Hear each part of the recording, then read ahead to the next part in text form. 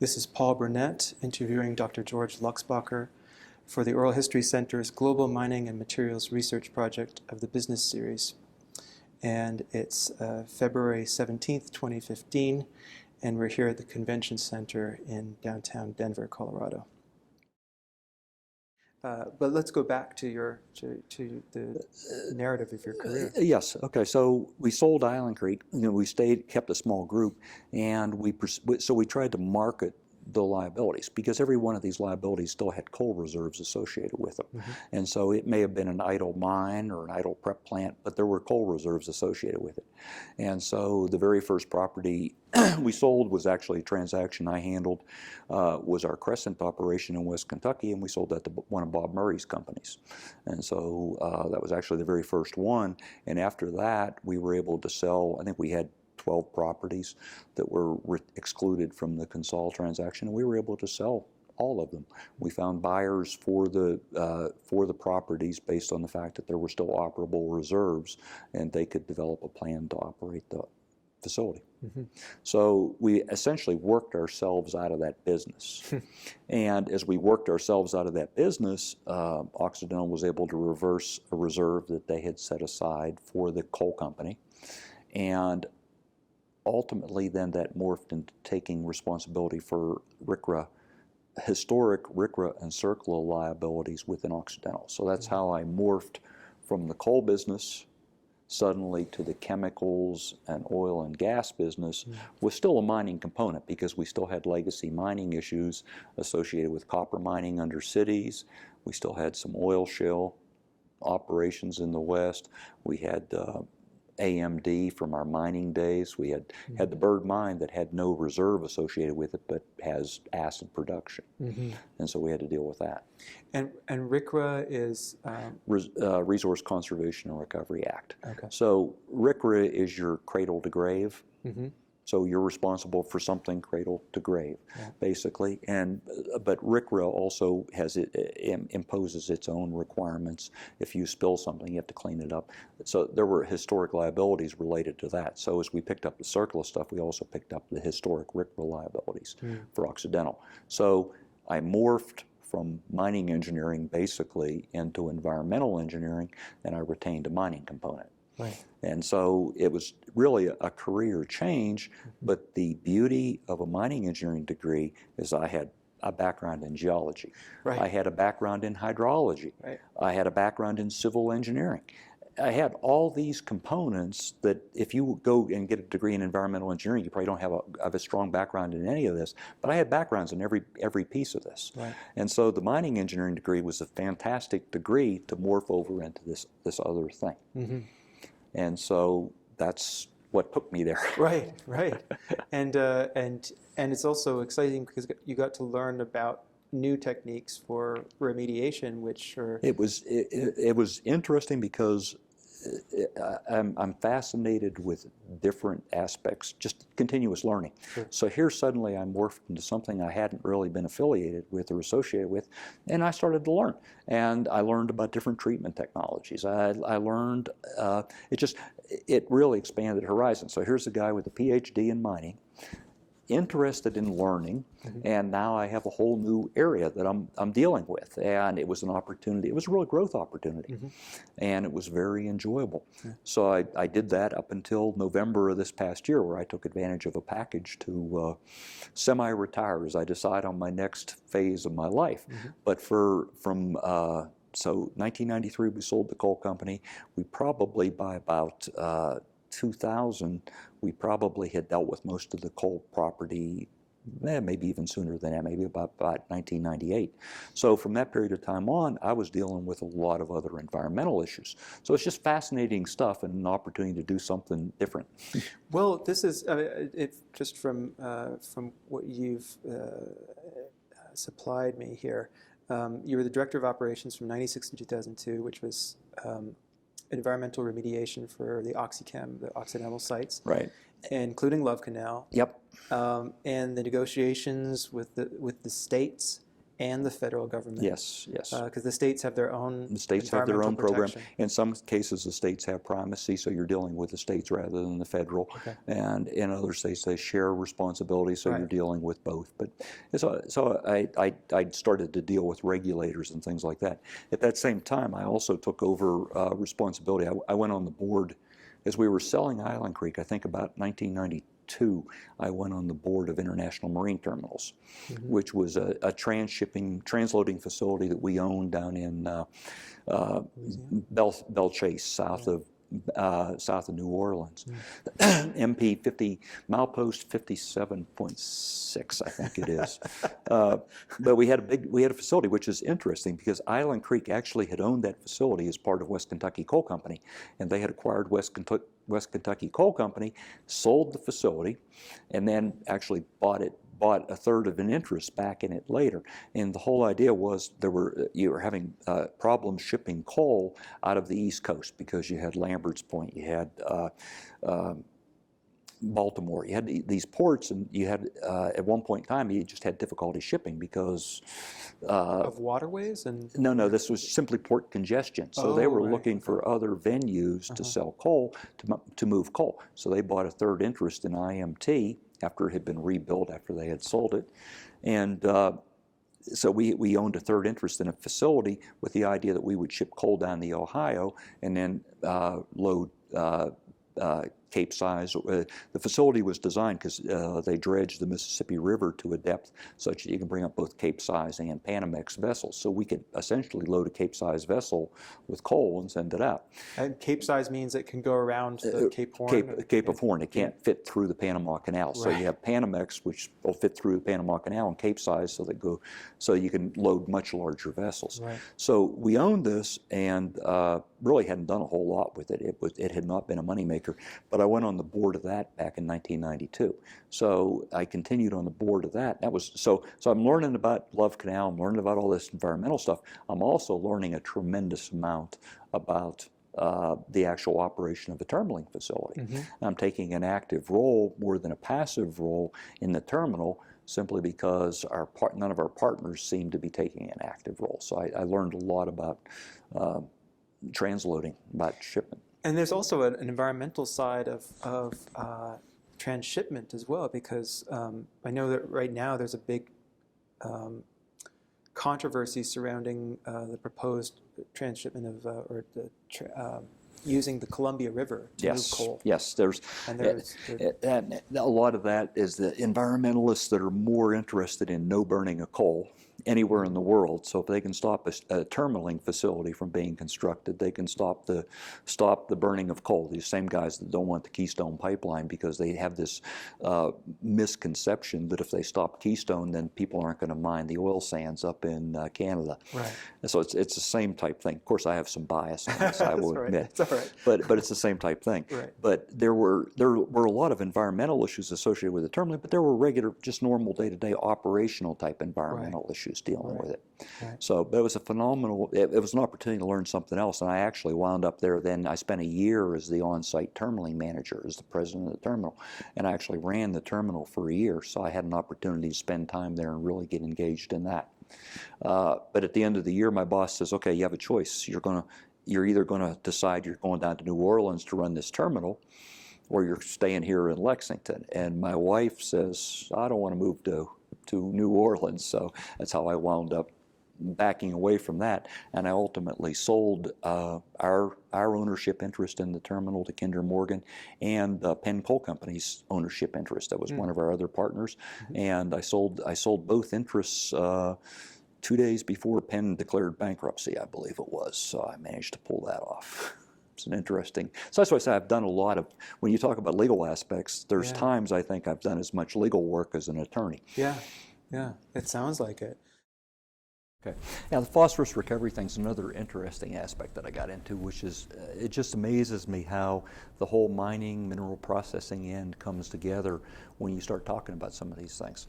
Occidental Chemical had a phosphorus plant in Murray County, Tennessee, located right outside of Columbia, and they produced elemental phosphorus from phosphate rock that was mined all over the area. So they had mines all over the place. They had a concentrating facility or preparation facility. They had 2 of those where they took the ore and concentrated the phosphate rock and then fed it into an electrical arc furnace to produce elemental phosphorus. So they had all these contract operations all around the area, but they weren't, it was all contract, so they didn't deal with the mining aspects other than they owned the reserves. So I dealt with some property issues associated with that dated from owning the reserves where they actually owned some surface and things like that too. But as part of the elemental phosphorus production facility, through what you basically do is you vaporize elemental phosphorus and then you condense it and you get a phosphorus and you get a slag. You get a slag, you tap off the bottom of the electric arc furnace and you have the phosphorus is condensed, and you have vapor issues. You have to run ESPs, electrostatic precipitators, and things like that, and you generate a sludge. And Occidental's process, it was an older plant that had been built by Shea Chemical, and it wasn't really designed quite as efficiently as the other plants. There were a number of other plants. Monsanto had one down there. FMC had a plant in the immediate area, so because that's where the phosphate ore was, very similar to the concentration you had of plants down in Florida as well. But Occidental wound up with a huge slag inventory, or let's call it a sludge inventory, that was phosphorus that had condensed and was mixed in with dirt and mud, and essentially frozen at room temperatures. It basically condenses it, and it was kept in ponds with water on top. And if you took the water off, the pond would catch fire because you exposed the phosphorus, and the elemental phosphorus would catch fire.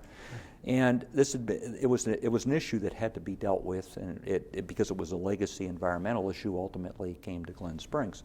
I got involved in it. They were looking at using they had been doing some recovery just so that they could show that they were making some effort using a steam system to try to recover a little bit of elemental phosphorus out of it. It wasn't very successful. And Monsanto had done another system where they used, trying to think of the name of the process, but they had developed a process where basically they took sludge and put sludge into a sealed container, heated the container up in a molten lead bath, and then vaporized the phosphorus off of that. So they were using that, and Occidental had started to go down that path. And I got involved in it, and we did a lot of work associated with this. Wound up with a couple patents out of this whole thing. I think we did 4 patents in total, of which I think my name's on 2 or 3 of the patents. But we did a lot of work associated with it on how we would recover sludge, basically remine the ponds. So we developed a mining technology and then a beneficiation technology where we would concentrate the segment of the sludge that actually had phosphorus in it and take out the rock and other particles, and then feed that into a process. And we developed a chemical process with chromic acid to break down the bond, the shell around the phosphorus, so it would coalesce and we'd wind up with elemental phosphorus out of it. So we spent $15 million constructing a facility that included a remining aspect of mining, and we tried different concepts. We tried some concepts where we dug phosphorus out of the ponds, fed it through a crusher. We tried some continuous processes where we actually cut it out just like a cutting head, different things like that, and then feed it into our beneficiation train and then feed it into the plant. So we built a plant to do this and recovered elemental phosphorus for a few years. This was a mining problem. It was purely a mining problem, and here we were in the chemical industry and dealing with it from a mining standpoint. And the only chemical side of it really came down to when we did the chromic acid work, but that's mineral processing at the end of the day too. So it was really a mining problem. It was actually a very interesting project. We built the plant. We ran it for a few years. We were the only merchant producer of elemental phosphorus in the United States because Monsanto was still producing, but they use all their phosphorus internally for Roundup. So they were up in Idaho and they were mining phosphate rock up there and producing elemental phosphorus and then using it internally. So we were the only merchant producer of elemental phosphorus in the United States. Unfortunately, we were competing with the Chinese. And Right. anytime you're competing with the Chinese, cost has no bearing on the real value of this when you're dealing with the Chinese. Just has no bearing. Right. And so the Chinese undercut us to the point where even though we were doing remediation at the same time, it was just non-economical. And so we basically shut down and then capped it in the same method that FMC had used on their facility up in Pocatello, Idaho. So we basically mirrored some of the capping technology that FMC had used because they had a very similar problem up there with a facility they shut down, and we used that same concept down in Tennessee. But we were able to do that because we had demonstrated to the regulators that we had done a very diligent effort in terms of phosphorus recovery from this, and to the point where the economics weren't there anymore, and they let us cap it. So we tore down the $15 million facility that we built. But hopefully that knowledge is recorded somewhere. Knowledge It's downstream. It's in patents, so it's available for anybody in the patents, Right. and we've actually let the patents expire. Initially we kept those patents in a number of countries and then let them expire as they came up because we decided there wasn't a whole lot of interest in the technology. But it's a unique problem, but it was a unique solution. And I look at this that if I didn't have the mining background, I wouldn't have come up with a solution. Right. And so it's just interesting when you see how you apply this.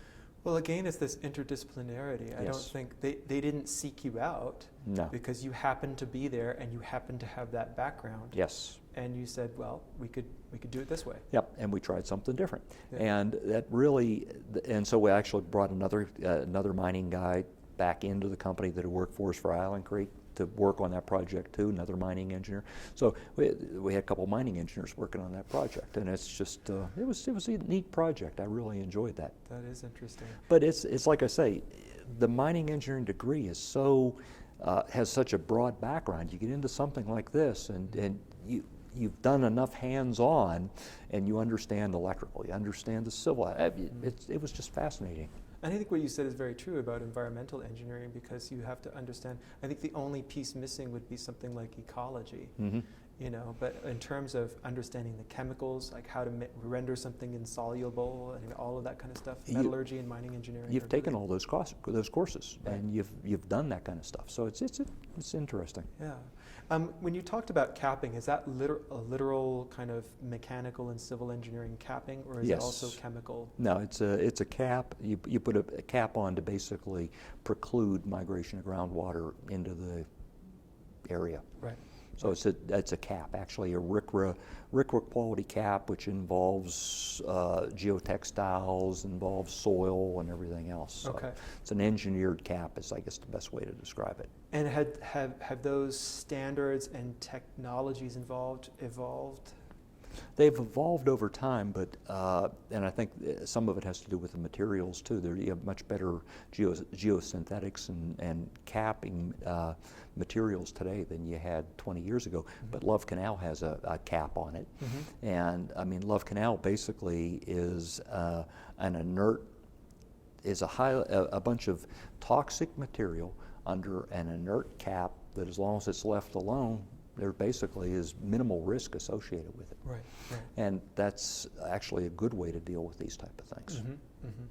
I mean, one of the things, I guess one of the definitions of engineering is building to a predetermined threshold, right? And when you're talking about environmental safety and you're talking about protecting an ecosystem for 10,000 years, or I don't know how those standards work in practice, because you build a bridge to withstand a certain magnitude of earthquake, and not beyond that, or a certain margin beyond that. Right. Well, you have a safety factor built into all this kind of stuff, Right. and one hopes that when you address the ecological side of this, that you also understand those thresholds and the safety factors and things of Right. that nature.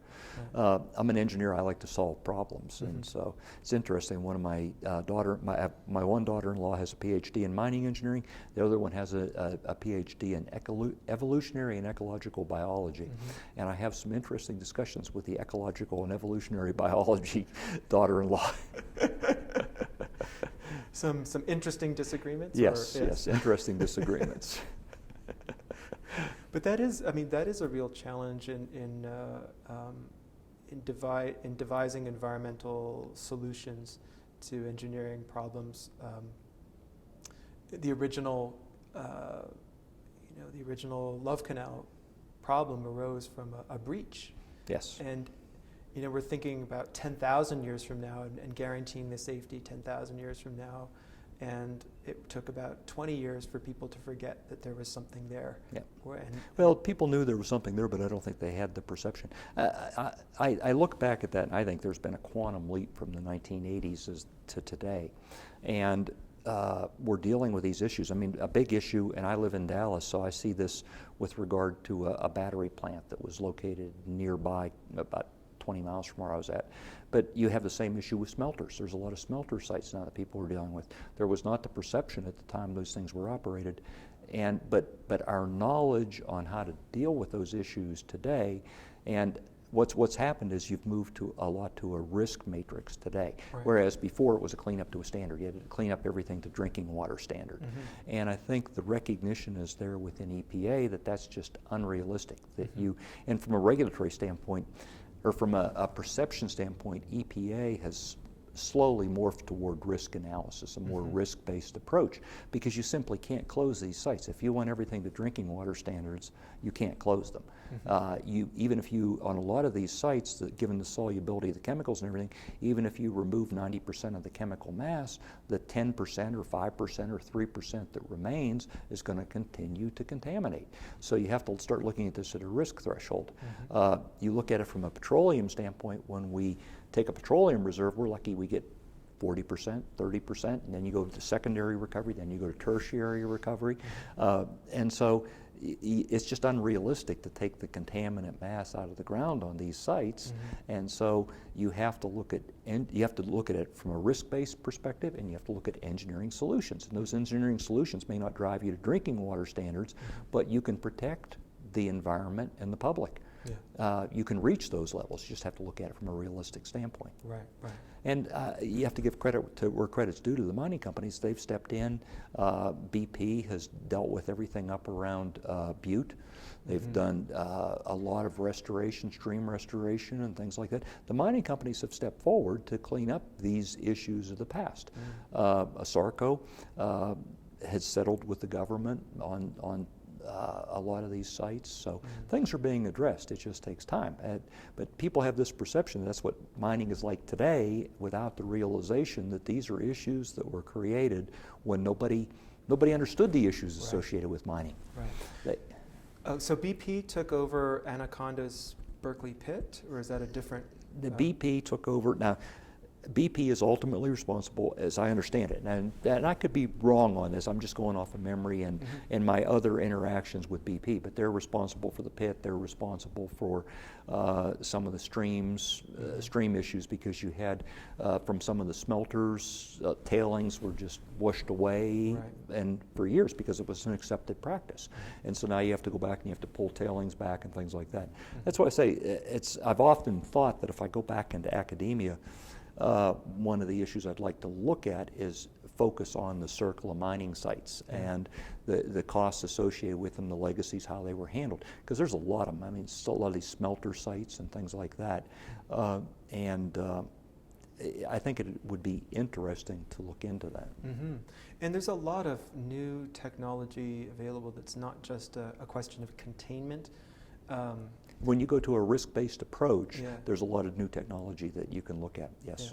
Because before, containment was about all you could do. I mean, if you could, and because you had to contain your mass, but now if you look at a risk-based approach and you realize that you don't have to necessarily get to drinking water standards and you don't pose a risk to the environment, then you can look at it from a different perspective.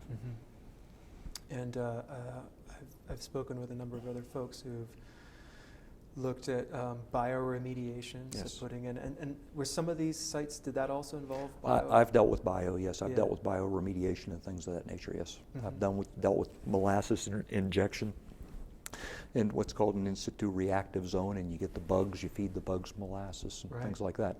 Things I would never think as a mining engineer I'd be dealing with, because I wasn't even in the mineral processing side. I was a pure mining engineer, yet I've dealt with these kind of things. Right. And so you had the excitement of learning about these new things as well. Yes. So in in 2008, you became Senior Vice President of Operations. In 2008, we relocated Glen Springs had been located in Lexington, Kentucky, because that's where the coal company was. So initially, we stayed there. We handled the coal company assets from that location. We morphed into handling CERCLA and RCRA issues for both oil and gas and chemicals. We stayed in Lexington. In 2008, they did some reorganization, and we relocated to Dallas. And the idea there was to relocate an Occidental Chemicals building down there. They owned a building. So we rented space from internally rather than externally, and significantly reduced our travel costs, because it's a lot easier to get someplace from Dallas than it was from Lexington. Yeah, but we had been in Lexington just for historical reasons, because that's where the coal company had been located. So when we relocated there, I became Senior Vice President.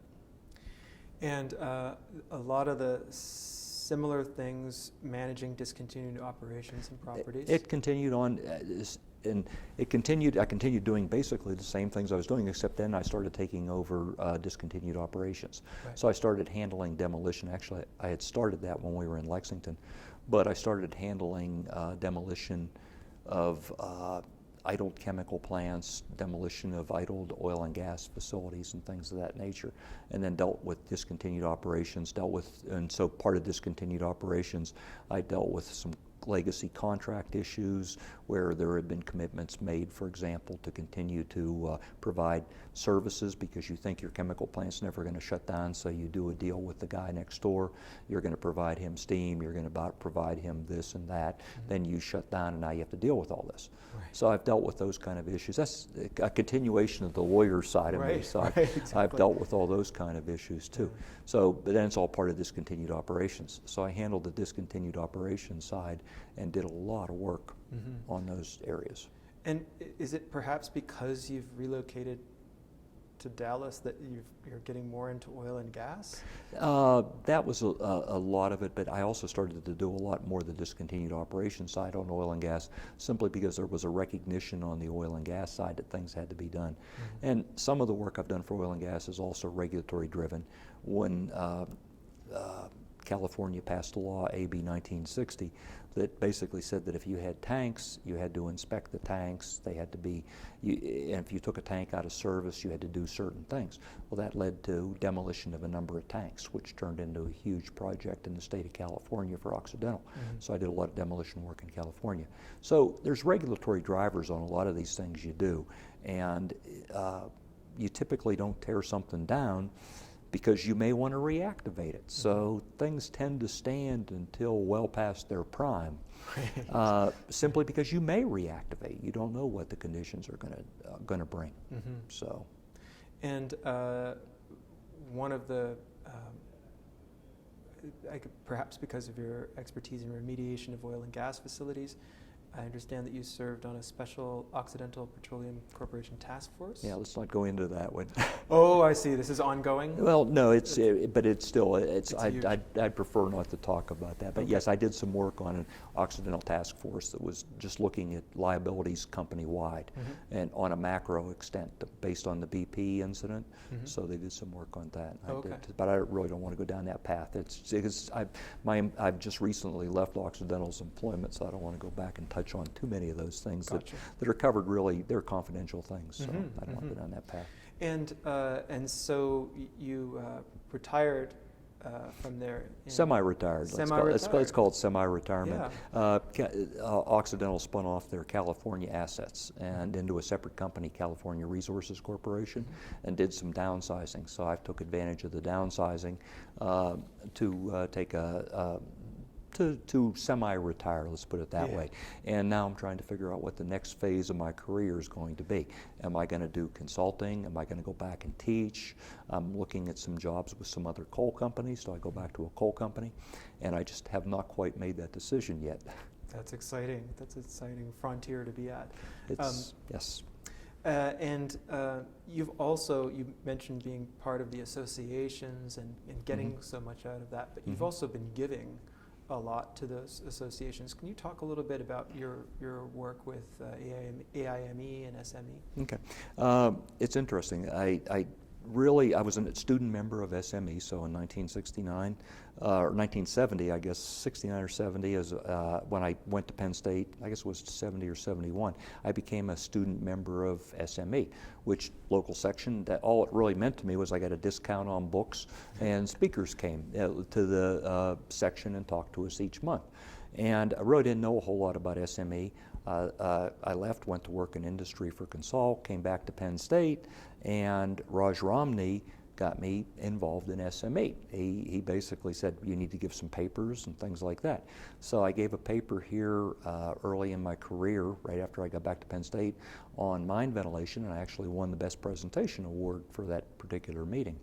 And it was an interesting paper. So that was my very first association, but I really enjoyed coming to the meetings because you could learn so much from all these different papers. It was different than picking up a magazine. You just don't get the same sense on reading an article as you do sitting through a presentation. Mm-hmm. So while I didn't really get too involved on the so I was at Penn State, so I came to a lot of meetings at Penn State. Left Penn State and went to Island Creek, and I really got involved with SME on the local section level because we were within the Central Appalachian section. So I got involved there. I was actually an officer in the Central Appalachian section. Got to meet some giants of the industry who are now deceased, who were still alive at the time. Frank Gaddy, number of people. It was an excellent opportunity to meet these people and learn from them and just talk to them. But I was heavily involved on the local section level and still continued to occasionally come to national meetings, but my focus was on the local section. And I came to a meeting and went to a local section. They had a regional section meeting, and because I was from the local section, nobody was here, I got sent to it. So I went to this, and the next thing I know, I was Eastern Region Vice President for SME. So suddenly I went from just a rudimentary idea of what happened on a national level, but a lot of understanding of the section level, to now I'm a regional vice president, so I'm serving on the board. And I really learned a lot about SME. I kept on coming to meetings. I went to the coal division, all their meetings, executive committee meetings, because one thing I've learned here is that if it's not a closed session, you go. You just sit there. Doesn't matter whether you serve on the committee or what. You get a lot of exposure. So I started going to the coal division executive committee meetings. I wound up serving on a bunch of academic committees. I think if you print out my SME service, all the different committees I served on, I couldn't even begin to tell you, but it's probably 3 or 4 pages long. I don't think there was an academic committee. I didn't. As an industry guy, I was one of the few industry guys that served on academic communities or committees, and I got involved in accreditation and things like that just simply because I was interested in all that. And so I got heavily involved in all that. I became an ABET program evaluator, so I did ABET programs for engineering accreditation. So I did that for a number of years. What is ABET? ABET, Accreditation Board for Engineering and Technology, was what it used to stand for. They've taken away like a lot of places, they've expanded and they do accreditation for more than just engineering and technology now. They also moved into the sciences. So what they've done is the letters, it's ABET, it doesn't stand for anything anymore because they've removed what it used to stand for. But so I was an ABET program evaluator for a number of years. So here I am, I'm constantly getting more and more involved in different aspects of SME. I wind up serving on the coal division. Somebody says, you've been coming to these meetings for 20 years and you've never served. You sit here in these meetings. So the next thing I know, I'm the chair of the coal division. That put me back on the SME board again. So I did 2 tenures on the SME board. And then suddenly I find out I'm nominated for SME president. So then I become SME president. My love for the society is heartfelt. Even during this time that I've been doing all this environmental stuff, while I've always had something, I worked for 10 years on the Miami Copper Company stuff in Arizona that we had, which was all litigation. So I'm still have my feet in the coal side or the mining side of it, but I'm really doing a lot of environmental work.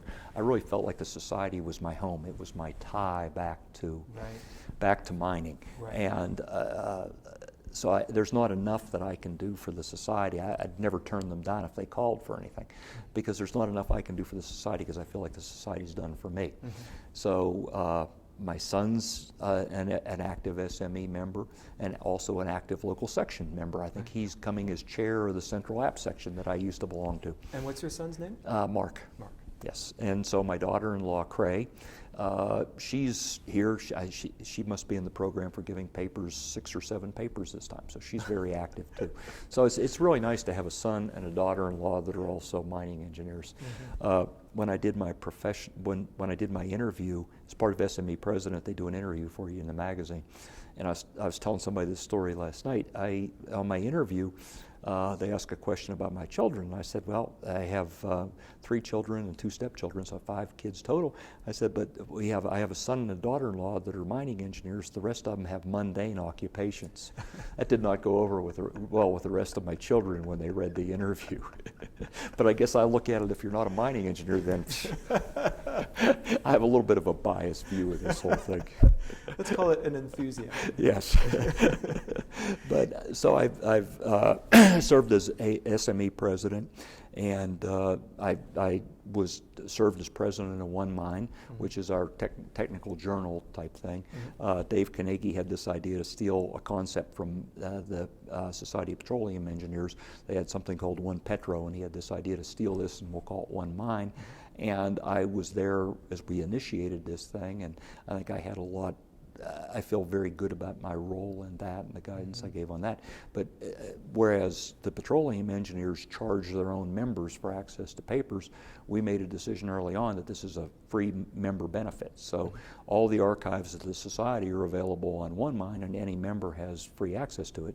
And that has since morphed into a global agreement among a number of mining societies to put their archives out there. And I believe to this day this is probably the best benefit that SME's given to its members since the establishment of Mining Engineering Magazine, because you can get on there and you can find anything you need. And I'm on there all the time. Whenever I have a question about something technically, it's easy to get on One Mine and see what's out there. Right. So I served as president of One Mine, and then I've been on the SME Foundation for a number of years. Real big believer in giving to the society through the foundation and getting others to contribute as well. And then I served as the AIME president in 2012. The 4 member societies each go through a role where somebody rotates onto that, and I had my opportunity to rotate on to the we had an opportunity for the president, and I was nominated to be the AIME president, so I rotated into that role. So I served for a year as AIME president, which is very prestigious. That's the parent society of the 4 other societies, and you follow behind a legacy since 1871 of some true industry giants on that. Yeah. So I have this interest in history. I probably have more information on Island Creek Coal Company than anybody else out there. I probably have more photographs from the legacy era of Island Creek Coal Company than anybody else, just simply because I collected this stuff as I worked for the company and things were being pitched or nobody cared about them. I acquired them. So I have this interest in history, and I've always said I want to do a history of Island Creek Coal Company, and one of these days I'll do it. But I've taken that interest now and I've applied it toward AIME, and we're getting ready to celebrate our 150th anniversary in 2021. So I've gone back and I've started to re-examine the legacy and the history and the development of AIME since 1871. Fascinating thing. So I've told my wife, I said, and I don't know whether it's practical or not, but I've told her, I said, when we actually enter into retirement, when we make that decision we're going to retire, I'd like to be someplace where I can look at going back to school to get a degree in history, just simply because I have an interest in this area, and it'd be nice to do something like that for a few years. Absolutely. So that's one of those things that I have in the back of my mind, and we've talked about whenever we make that final decision that we're going to do it. But I just find it absolutely fascinating when I look at how Island Creek Coal Company was created, the decisions that were made through the years, And then I look at AIME and I look at the people that were members and how they've created what is SME today, basically is an outgrowth of decisions made in 1871. Yeah. And it's just fascinating. Absolutely. And I can't get enough of it. I can't read enough about it. So I spend a lot of time doing that stuff too. That's wonderful. And you've received awards as well. And you got the SME Ivan Rom Education Award? Yes, I got the. 2010. I have a number of awards. I got the Ivan Ron Award, which to me was particularly two awards that are really heartfelt. Ivan Ron, that award was named after Ivan Ron. Ivan worked for Consol, and he and I were the only two industry people that were always in the academic committee rooms here. We used to have the societies compressed. Once upon a time, it had 10 academic committees. And Ivan and I used to sit together in the back of the room, and then I'd rotate in and I'd serve on the committees. Ivan never served on them, but he and I were always the two industry guys that were always there that gave the industry perspective on these things. Right. So when Ivan eventually retired from Consol, they created the Ivan Ron Award, and I was very pleased that I was nominated for that simply because I knew him so well. The other award that I'm really pleased with is the Stefanko Distinguished Alumni Award from Penn State. Bob Stefanko is the one who brought me back to grad school. He taught some of the courses I had when I was an undergrad. He was a tremendous mentor, a great friend. When he passed away, the industry really lost a tremendous asset, and he was former SME president. I was just a couple of years ago. I got the Stefanko Distinguished Alumni Award from Penn State. I have a number of other ones. I'm a Centennial Fellow. There was 100 people named for the College of Earth and Mineral Sciences when it hit its 100th year, and I was one of those people named as a Centennial Fellow. Let's see, I'm an honorary member of AIME, I'm an honorary member of SME, I'm an honorary member of the Central Appalachian section. So I have a number of these things. These are awards that I've gotten over the years. But they all signal a passion for the work that you've done, but more specifically for the communities.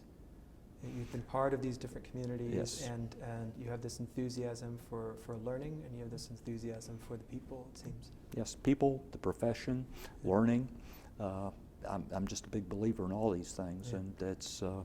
I really look back at this and I say I've been blessed through my career. To some extent, I made this decision in November to move back, be semi-retired, because the path I was on, I really wanted to go back a little bit more into the mining industry. I wanted to finish these last few years of my career more involved in what I started out in and less involved in the oil and gas and chemical side. So this was an opportunity that I saw to get back into that. Now, I don't know what that means. I don't know what I'm going to be doing a year from now. But I knew that I wanted to change path just for those last couple of years. And it's my opportunity to get more back involved. Wow, that sounds exciting. Well, the best of luck to you in that. And, thank you. And Dr. Luxbacher, I want to thank you for taking the time to sit with us.